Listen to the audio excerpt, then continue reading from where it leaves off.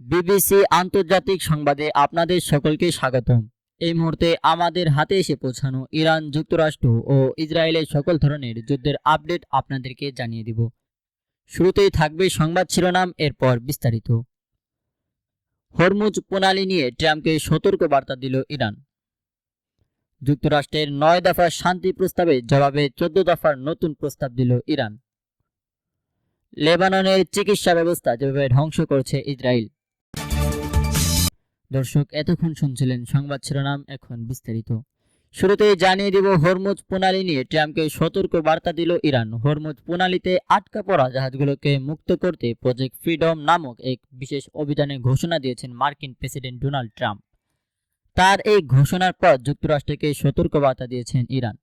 ট্রাম্পের এই পরিকল্পনাকে হস্তক্ষেপ উল্লেখ করে ইরানের জাতীয় নিরাপত্তা সংস্থা ন্যাশনাল সিকিউরিটি কমিশনের প্রধান এব্রাহিম এজিজি সামাজিক যোগাযোগ মাধ্যমে এক্সকে একটি পোস্ট দিয়েছেন।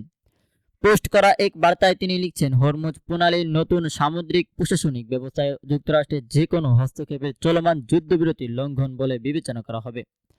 আরব উপসাগর ও পারস্য উপসাগরকে সংযুক্তকারী 167 কিলোমিটার দীর্ঘ হরমুজ প্রণালী অন্যতম গুরুত্বপূর্ণ আন্তর্জাতিক বাণিজ্য জলপথ। বিশ্বের এক পশ্চিমাংশ তেল, গ্যাস ও জ্বালানি পণ্য এই প্রণালী দিয়ে পরিবহন করা হয়। গত 28শে ফেব্রুয়ারি ইরান, যুক্তরাষ্ট্র, ইসরায়েল যুদ্ধ শুরুর পর হরমুজ প্রণালীতে অবরোধ জারি করে ইরান। ফলে প্রণালী আরব উপসাগর ও পারস্য উপসাগরে আটকা পড়ে আছে শতাধিক জাহাজ। এরপর জানিয়ে দেব যুক্তরাষ্ট্রের 9 দফা শান্তি প্রস্তাবের জবাবে 14 দফার নতুন প্রস্তাব দিল ইরান।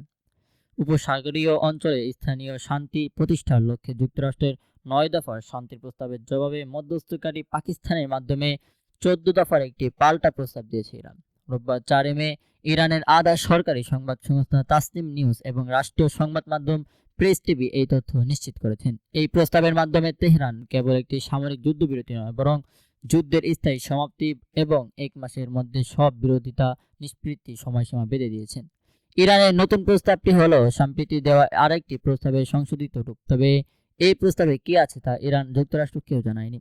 যদিও ইরানের এক জ্যেষ্ঠ কর্মকর্তা রয়টার্সকে বলেছেন, যুক্তরাষ্ট্র ও ইসরায়েল ইরান হামলা চালাবে না, হরমুজ প্রণালী খুলে দেওয়া হবে এবং যুক্তরাষ্ট্র ইরানের বন্দরে অবরোধ প্রত্যাহার করবে। এই 3 নিশ্চয়তা ভিত্তিতে প্রথমে যুদ্ধ বন্ধ হবে। সর্বশেষ আপনাদেরকে জানিয়ে দেব লেবাননের চিকিৎসা ব্যবস্থা যেভাবে ধ্বংস করছে ইসরায়েল।